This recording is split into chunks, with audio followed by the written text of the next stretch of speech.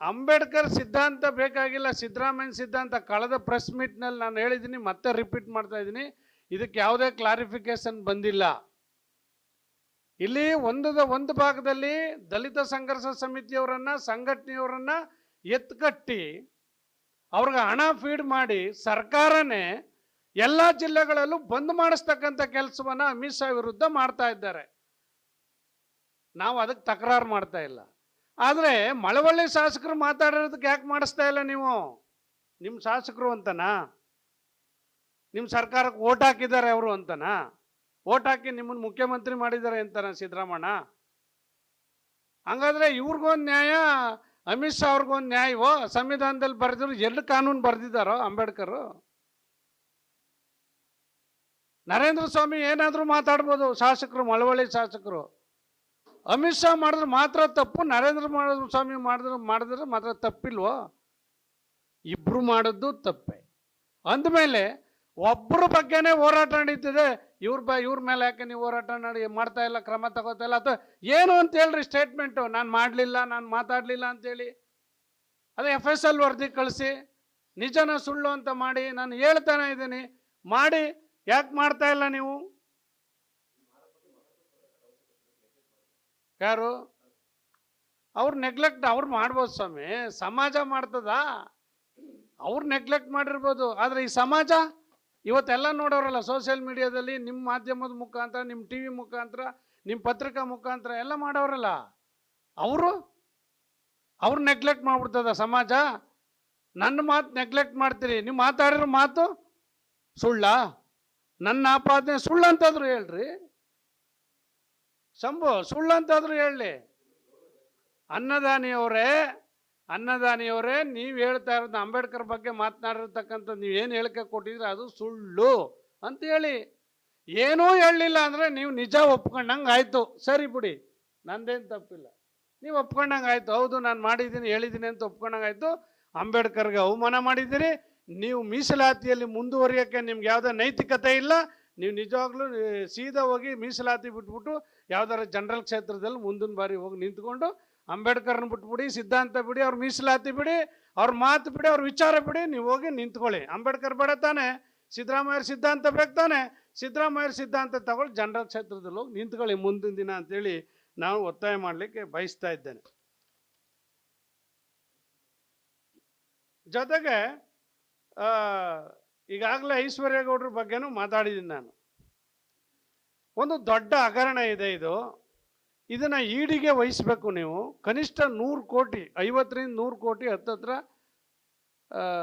ಭ್ರಷ್ಟಾಚಾರದ ಟ್ರಾನ್ಸಾಕ್ಷನ್ ಆಗಿದೆ. ಕಿರ್ಗಾವ್ಲಿಂದ, ಮಂಡ್ಯದಿಂದ, ಬೆಂಗಳೂರಿಂದ ಎಲ್ಲ ಸೇರಿ 100 ಕೋಟಿಯಷ್ಟು ಟ್ರಾನ್ಸಾಕ್ಷನ್ ಆಗಿದೆ. ಗೋಲ್ಡು, ಚೀಟಿ ವ್ಯವಹಾರ, ಇಂಟ್ರೆಸ್ಟ್ ಕೊಡೋದು, ಬಡ್ಡಿ ಕೊಡೋದು, ಡಬಲ್ ಮಾಡಿಕೊಡ್ತೀನಿ ಅಂತ ಹೇಳಿರೋದು ಎಲ್ಲ ಸೇರಿ ಹಣ ಭ್ರಷ್ಟಾಚಾರ 100 ಕೋಟಿಗೆ ತಲುಪಿದೆ. ಇದು CIDಗೆ ಇನ್ನೊಂದು ಕೊಟ್ಟರೆ CODಗೆ ತನಿಖೆ ಆಗುತ್ತಾ ನ್ಯಾಯಯುತವಾಗಿ? ನಮಗೆ ನಂಬಿಕೆ ಇಲ್ಲ. ಇವತ್ತು ಹೇಳ್ತಾ ಇದ್ದೀನಿ, ಸರ್ಕಾರಕ್ಕೆ ಮತ್ತೆ ಎಚ್ಚರಿಸ್ತಾ ಇದ್ದೀವಿ, ಈ ಕೂಡಲೇ ಇದನ್ನು EDಗೆ ಅಥವಾ CBIಗೆ ವಹಿಸಬೇಕು ಅಂತೇಳಿ ನಾನು ಸರ್ಕಾರವನ್ನು ಒತ್ತಾಯ ಮಾಡ್ತಾ ಇದ್ದೇನೆ. ಈಗಾಗಲೇ ನಮ್ಮ ಮಂಡ್ಯದಲ್ಲಿ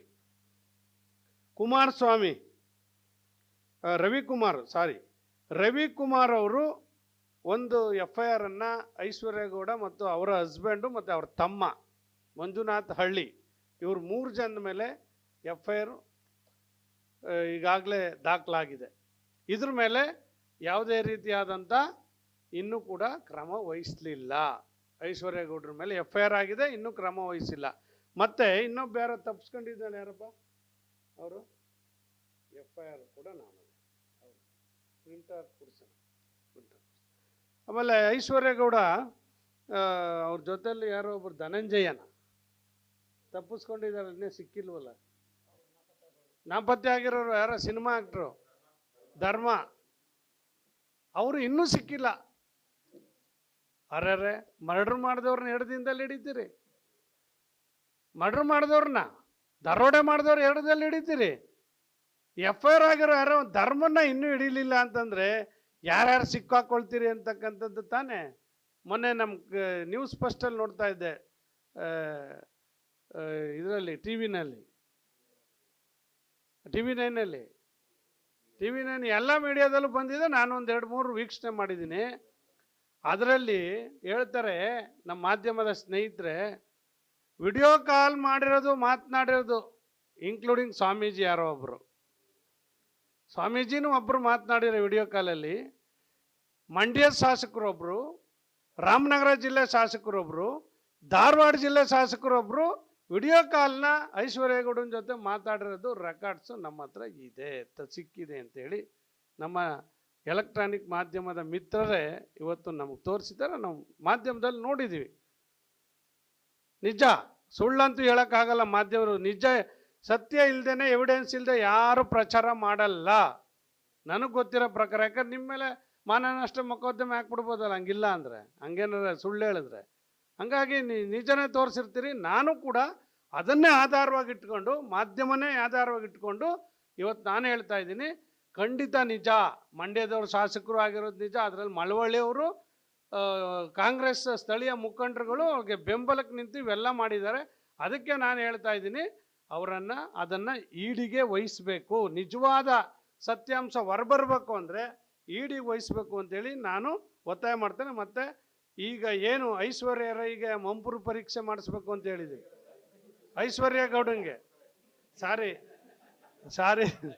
ಐಶ್ವರ್ಯ ಗೌಡಂಗೆ ಮಂಪರು ಪರೀಕ್ಷೆ ಮಾಡಿಸ್ಬೇಕು ಅಂತ ಹೇಳಿದ್ದೀನಿ. ಅದು ಹೆಸರು ಒಂದೇ, ಲಾಸ್ಟಲ್ಲಿ ಒಂದು ಸರ್ನೇಮ್ ಏನೋ ಇಟ್ಕೊಂಡಿರ್ತಾರಲ್ಲ, ಅದು ಕನ್ಫ್ಯೂಷನ್ ಆಗುತ್ತೆ ಅಷ್ಟೆ. ಇರಲಿ.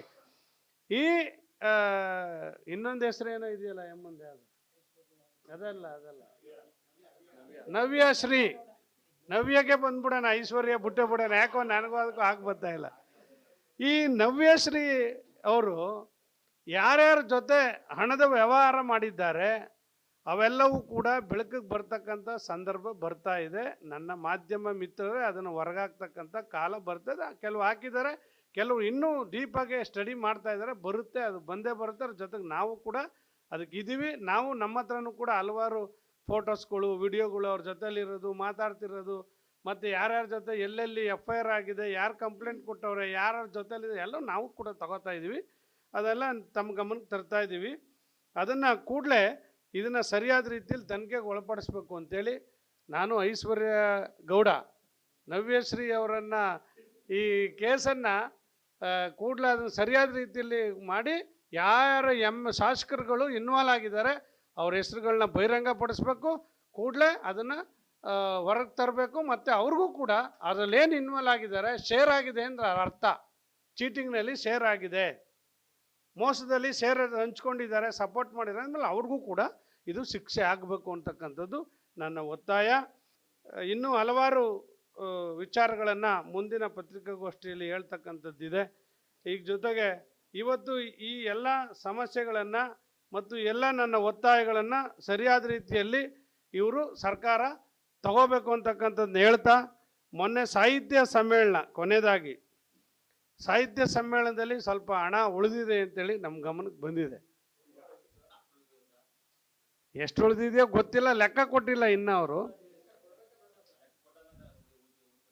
ಇಲ್ಲ ಹಣ ಉಳಿಯುತ್ತೆ. ನನಗನ್ನಿಸಿದೆ, ನನ್ನ ಅಂದಾಜು ಪ್ರಕಾರ ಒಂದು 4 ಕೋಟಿ ಉಳಿದಿರ್ಬೋದು ಅಂತ, ಒಂದು ನನ್ನ ಬಲ್ಲ ಮೂಲಗಳಿಂದ, ಅದಕ್ಕೇನು ಸಾಕ್ಷಿ ಇಲ್ಲ, ಉಳಿದಿದೆ ಅಂತ ನನ್ನ ಮಾಹಿತಿ. 4-5 ಕೋಟಿ ಅಲ್ಲ, 40 ಕೋಟಿ ಇಲ್ಲ, ಅದು ಸರ್ಕಾರ ಬಿಡುಗಡೆ ಮಾಡಿರೋದೇ 30 ಕೋಟಿ. ಈಗ ನಾನು ಈ ಮುಖಾಂತರ ಭಾಳ ಗಂಭೀರವಾಗಿ ಹೇಳೋದು, ನೀವು ಆ ಹಣದಲ್ಲಿ ಈಗಾಗಲೇ ಡಿಸ್ಟ್ರಿಕ್ಟ್ ಮಿನಿಸ್ಟರ್ ಹೇಳಿದ್ದಾರೆ, ಕನ್ನಡ ಭವನ ನಿರ್ಮಾಣ ಮಾಡ್ತೀವಿ, ಜಾಗ ನೋಡ್ತಾ ಇದ್ದೀವಿ ಅಂತ, ಸಂತೋಷ ಮಾಡಿ. ಹಾಗೆ ತಾಲೂಕು ಕನ್ನಡ ಭವನಗಳಿಗೂ ಕೂಡ ಎಲ್ಲಿ ಜಾಗ ಇದೆ ಅಲ್ಲಿಗೆ ಹಣ ಕೊಡಿ ಬಿಲ್ಡಿಂಗ್ ಕಟ್ಕೊಳ್ಳೋಕ್ಕೆ, ಎಲ್ಲಿ ಜಾಗ ಇಲ್ಲ ಜಾಗ ತಗೊಳ್ಳೋಕ್ಕೆ ಹಣ ಕೊಡಿ. ಇದರಲ್ಲೇ, ಈ ಹಣದಲ್ಲೇ ಸ್ವಲ್ಪ ಉಳಿಸಿ ಕೊಡಿ ಅಂತ ನಾನು ಹೇಳಿ ಜಿಲ್ಲಾ ಮಂತ್ರಿಗಳಿಗೆ, ಜಿಲ್ಲಾಡಳಿತಕ್ಕೆ ಮತ್ತು ಸಾಹಿತ್ಯ ಪರಿಷತ್ಗೆ ನಾನು ಒತ್ತಾಯ ಮಾಡ್ತಾ ಇದ್ದೀನಿ. ಈಗ ನಮ್ಮೂರಲ್ಲಿ ಈಗ ನಾನೇ ಕನ್ನಡ ಭವನಕ್ಕೆ 15 ಲಕ್ಷ ರೂಪಾಯಿ ಹಣ ಬಿಡುಗಡೆ ಮಾಡಿಸಿ ಜಾಗನೂ ಕೊಡಿಸಿದ್ದೀನಿ. 1-2 ರೂಮ್ಗಳನ್ನು ಕೂಡ ರೀತಿಯಲ್ಲಿ ಕಟ್ಟಿಸಿದ್ದೀವಿ ಮಳವಳ್ಳಿನಲ್ಲಿ ಕನ್ನಡ ಭವನ. ಇಂದು ಹಾಲ್ ಕಟ್ಟಬೇಕಾಗಿದೆ, ಹಿಂದೆ ಅದಕ್ಕೆ 14 ಲಕ್ಷ ಸ್ಯಾಂಕ್ಷನ್ ಮಾಡಿಸಿದ್ದೀನಿ, ಲ್ಯಾಂಡ್ ಆರ್ಮಿನಲ್ಲಿ ಇದೆ. ಬೇಸ್ ಮಟ್ಟನೂ ಆಗಿದೆ ಅದಕ್ಕೆ ಇದನ್ನು ಮಾಡಿದ್ದೀವಿ. ಅದಕ್ಕೆ ಮುಂದುವರಿದ ಕಟ್ಟಡಕ್ಕೆ ನೀವು ಸ್ವಲ್ಪ ಹಣ ಕೊಡಿ ಅಂತೇಳಿ ನಾನು ಸಾಹಿತ್ಯ ಪರಿಷತ್ ಮತ್ತು ಜಿಲ್ಲಾಡಳಿತವನ್ನು ಮಳವಳ್ಳಿ ತಾಲೂಕಿಗೆ ಒತ್ತಾಯ ಮಾಡ್ತೀನಿ.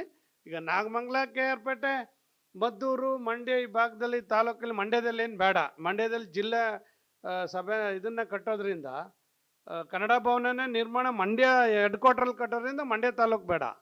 ಇನ್ನು ಉಳಿದ 6 ತಾಲೂಕುಗಳಿಗೆ ನೀವು ಜಾಗ ಎಲ್ಲಿದೆ ಅಲ್ಲಿ ಜಾಗ ತಕ್ಕೊಡಿ, ಜಾಗ ಇರೋ ಕಡೆ ಬಿಲ್ಡಿಂಗ್ ಜಾಗ ಕೊಡಿ ಈ ಸಾಹಿತ್ಯ ಪರಿಷತ್ ಉಳಿದ ಹಣದಲ್ಲಿ ಅಂತೇಳಿ ನಾನು ನಮ್ಮ ಜಿಲ್ಲಾಡಳಿತವನ್ನು ಈ ಮುಖಾಂತರ ನಮ್ಮ ಮಾಧ್ಯಮ ಸ್ನೇಹಿತರ ಮುಖಾಂತರ ಮನವಿ ಮಾಡ್ಕೊಳ್ಳೋಕೆ ಬಯಸ್ತೇನೆ.